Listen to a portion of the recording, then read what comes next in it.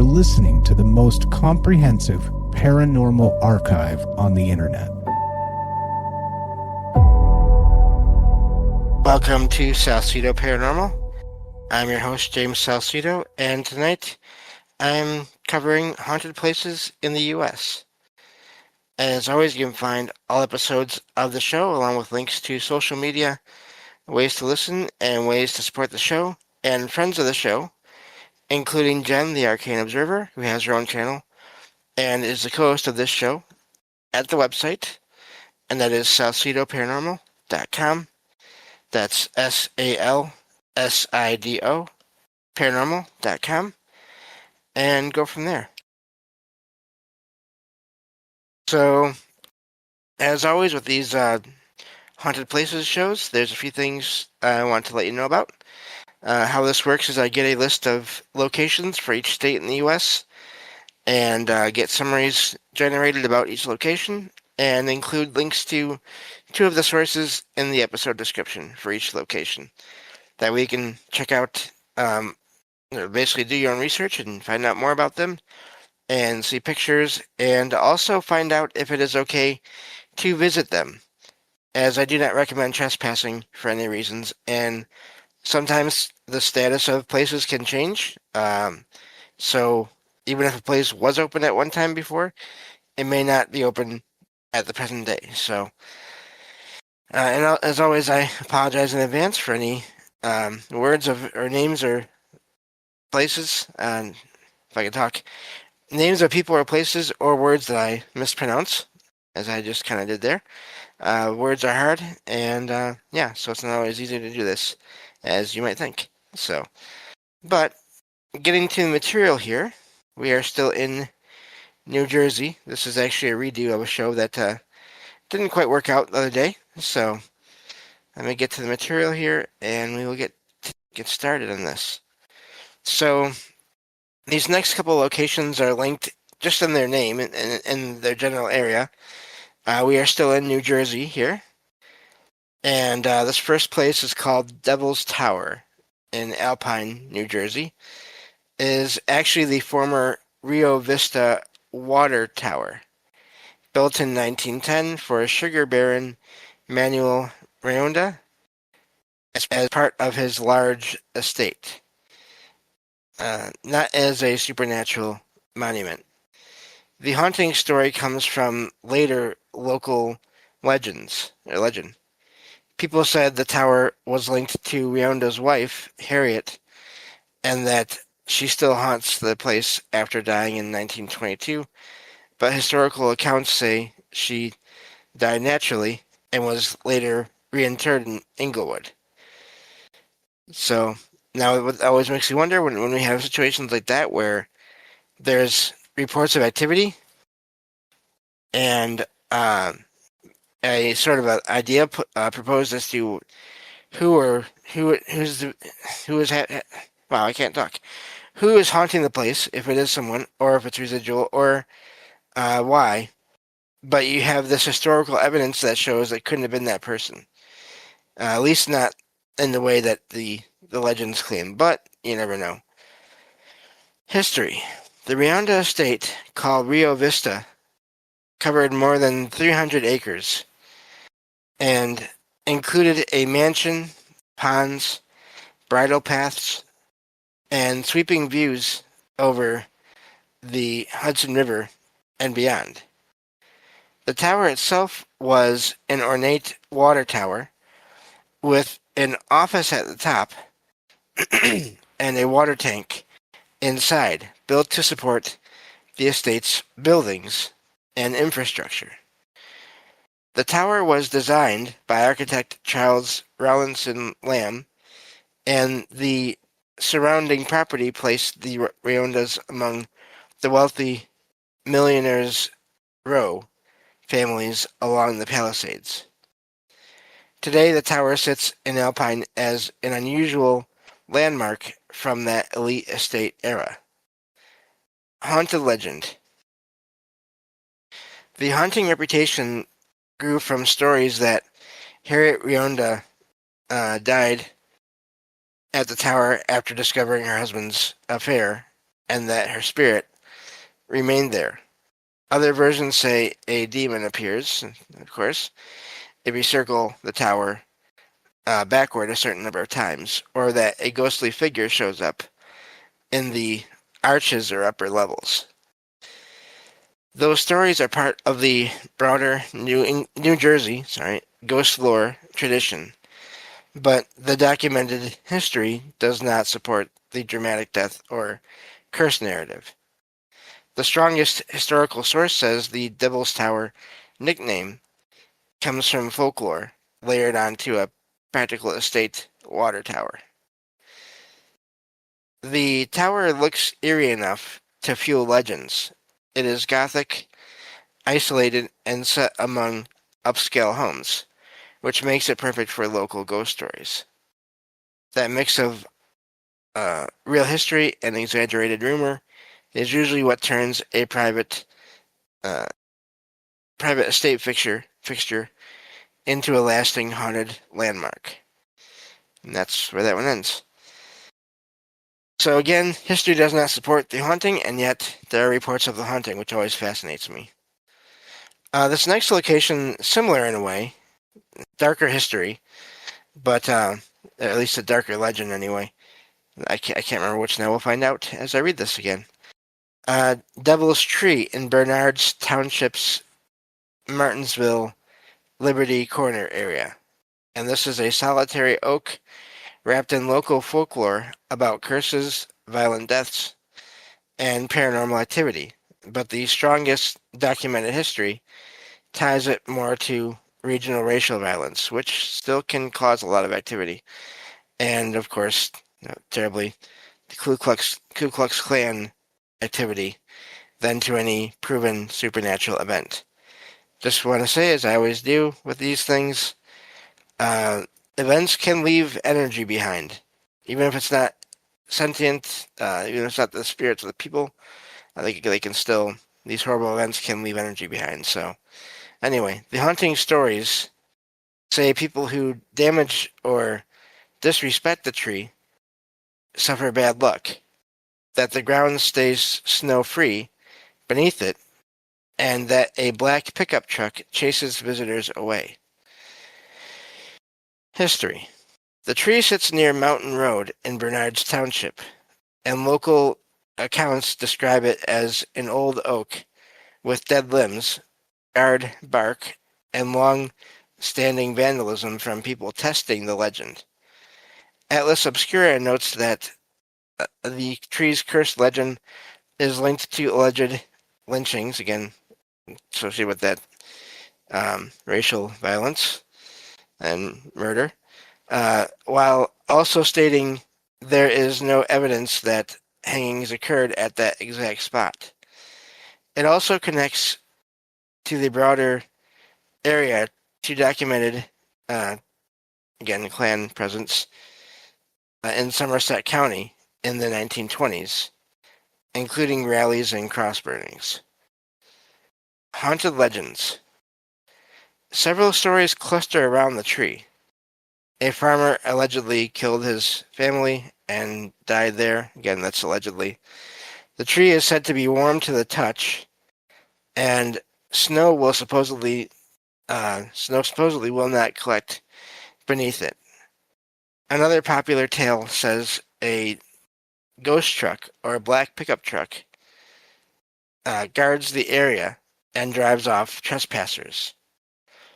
Some versions go further and call it a portal to hell, of course, but these are folklore claims rather than verified facts. What people report. Visitors commonly report a creepy atmosphere rather than anything provable, helped along by the tree's twisted appearance, scorch marks, graffiti, and cuts in the trunk.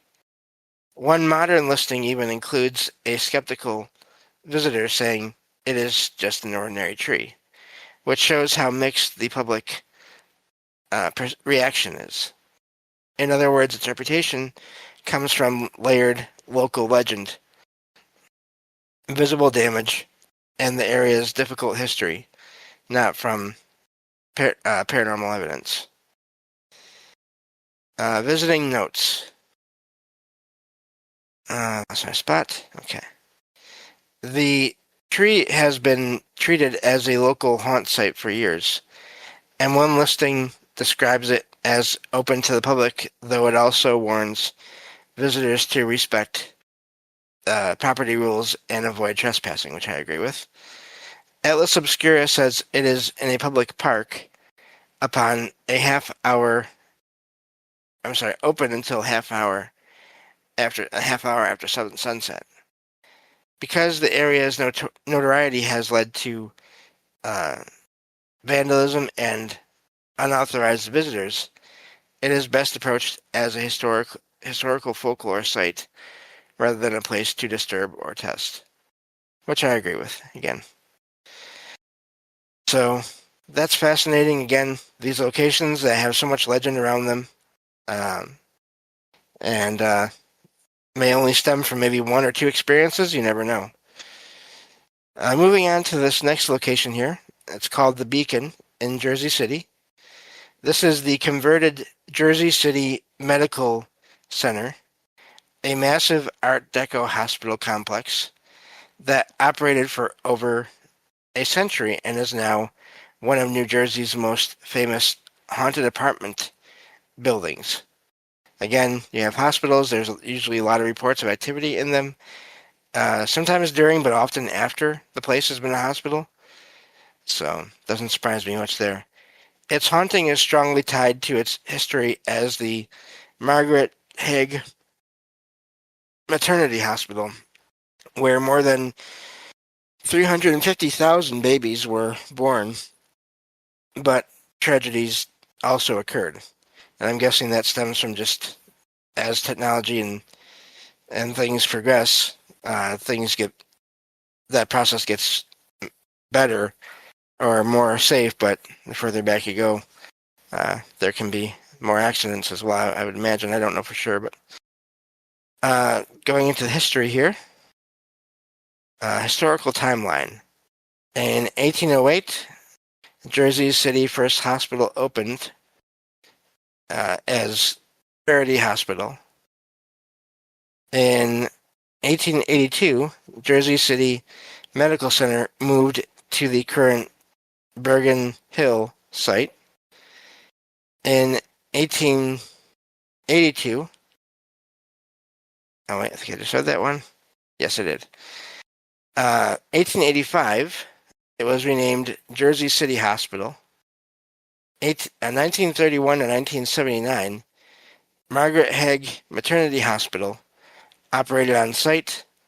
And again, like I said before, 350,000 plus babies were born there. 1936, let's see here, yep, okay. Jersey City Medical Center complex officially formed during the Depression era WPA expansion. I think it's works. I forget now what that stands for, but anyway. 1940s. In the 1940s, it became the third largest medical center in the world. That's a good size position on that list there.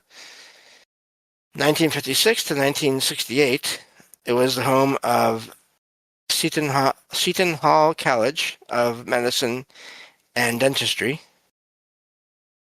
1988, the hospital became private, not a nonprofit, described as oversized and understaffed. In 1994, it was designated a regional trauma center and it treated many gunshot victims. 2004, the hospital closed and moved to a new campus. In 2005, it was sold to Metrovest Equities, for $6.5 million and renamed the Beacon. From 2005 to the 2010s, it became the largest historic residential restoration in the U.S., converted to 1,200 to 1,500 luxury units, so apartments. The complex is listed on both the National Register of Historic Places and the New Jersey Register of Historic Places as the state's largest historic property. Reported hauntings and paranormal phenomena. The Beacon's hauntings center on its maternity ward and morgue history. There are phantom infant cries. Residents report hearing babies crying when no child is present. There's also this phantom scent of baby powder, unexplained smells of baby powder reported in apartments. The laundry room apparently was once the morgue, and so people in that area have reported shadowy figures being watched, and an apparition wearing round spectacles who nods and then vanishes. That's fascinating to me. I wonder if that's residual or if that's someone acknowledging and saying hello. I'm not sure. Elevator anomalies are also reported. In one building, elevators reportedly close and ascend to the 15th floor uncalled, so no one in them.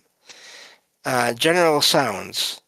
Shuffling footsteps, doors slamming shut, and of course apparitions in the mailroom are seen apparently. Dog behavior. One resident's dog frequently stares and barks at a bedroom closet. So I wonder if there's some energy there, some kind of pocket of it there. Closets, again, you have that strange space that you don't spend a lot of time in. We've talked about that before on shows. Also, some taxi drivers are too spooked to drop passengers past the gate. So that's a lot of energy there. People don't even want to go in there past the gate. There are also rumors of a psychiatric ward and a fenced-in sanitarium on the roof where patients, or ghosts, allegedly screamed at night, though no one can confirm if a psychiatric ward existed. The heavy spectral energy from infants and mothers who died there is said to infect the building for an eternity, according to ghost tour accounts. The Beacon is now a stop on Jersey City's official haunted ghost tours and is frequently mentioned in local paranormal content. So that takes care of that one. I think we have enough time to do at least one more location here.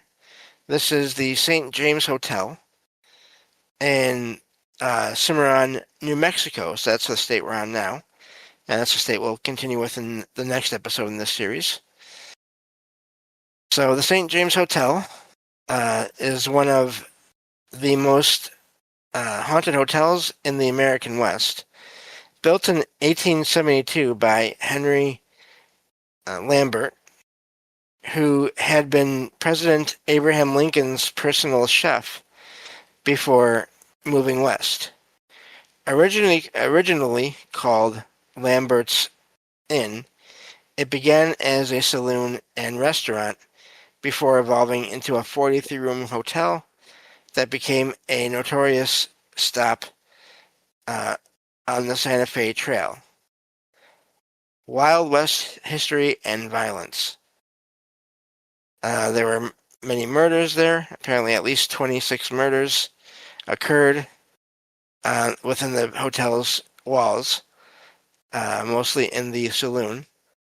Also, the dining room ceiling still holds about 20 bullet holes. When Lambert's sons replaced the roof in 1901, they found many more stopped by a double layer of hard wood. Also, Jesse James, who always stayed in room 14, Wyatt and Morgan Earp, Buffalo Bill Cody, Clay Allison, Blackjack Ketchum, Annie Oakley, Kit Carson, and Billy the Kid apparently stayed there at different times. And outlaw Davy Crockett killed 3 Buffalo soldiers in the bar room in 1876, and Clay Ellison allegedly danced on the bar. So, going to the haunting here. The hotel is said to host countless spirits, with the second floor being the most haunted area. Reported phenomena include, let's see here. So this is going room by room here. In room 18, permanently locked. So the room is permanently locked due to unexplained incidents. Haunted by Thomas James Wright, an ill-tempered ghost shot from behind just after a poker game, who bled to death at the door. Let's see here. Room 17, it's called Mary's room. Sightings of Mary Elizabeth, Lambert's wife, who gave birth and died in a hotel. Guests report her rose-scented perfume, tapping wind windows stay open, and her presence as the hotel's protector. On the second floor, in general, cold spots, lingering cigar smoke when no one is present, or smoking, footsteps, and the palpable feeling of entities present. That is a feeling. I can say I've had that before. It's an odd thing, because there's you don't hear anything, you don't see anything, but had it before. Let's see here. And in general, again, full-bodied apparitions, creaking staircases, tilted chandeliers, and ghosts of murder victims, and Old West figures still walking the halls. So let's see here. Several psychics have visited to attempt contact with the dead. Recent history. Lambert died in 1913, Mary Elizabeth in 1926. The hotel was restored to its former glory in 1985. On September 16, 2024, the hotel permanently closed its doors after 152 years. It now sits in a state of unrest, awaiting a new owner. So the St. James remains a legendary symbol of the Wild West's violence and a top destination for paranormal enthusiasts interested in Old West ghosts. So that's going to do it. That's all the time we have for this episode here. Definitely sounds like a lot going on there. Also, it can be kind of confusing whenever you find a place that's called St. James Hotel, because there's at least a couple in the U.S. that I've found. But this seems to be one that has come through as far as being one of the more haunted places, supposedly. So I'm curious to see whatever happens if they get a new owner, if it gets a new owner, and going forward from there. But yeah, so we'll keep on going with New Mexico next time, and see how far we can get into that. And we're in the middle of the alphabet, so we're getting there. And we'll definitely keep going with this. Eventually, there will be a Creatures or Cryptids of the U.S. series, and we'll start that as well at some point. Thank you all for listening, and I will talk to you all next time on Salsido Paranormal. Take care.